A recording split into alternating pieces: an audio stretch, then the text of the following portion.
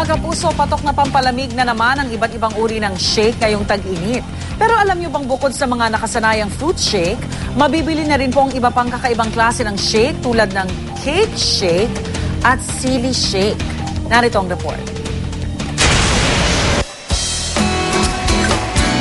Maiisip niyo ba na ang cake pwedeng gawing shake? Ang main ingredient nitong red velvet cake shake, ang red velvet cupcakes na hinaluan ng syrup, gatas at crushed ice.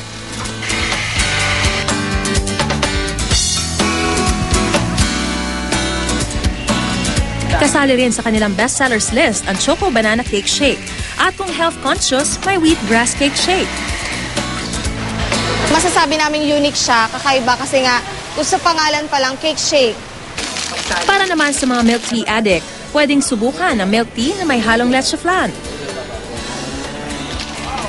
O milk tea with black sesame seeds. Good for the health naman daw ang Roselle Tomato Shake. What differentiates us from the others is that we use all natural ingredients. Lahat po siya. Like kunyari, yung, di ba, yung pearls, di ba? Yung pearls namin, if you notice, hindi siya black.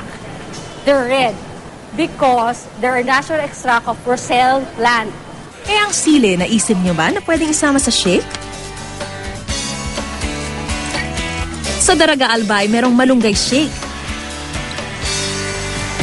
pili shake, at syempre, dahil trademark na mga Bicolano ang maaanghang, silly shake.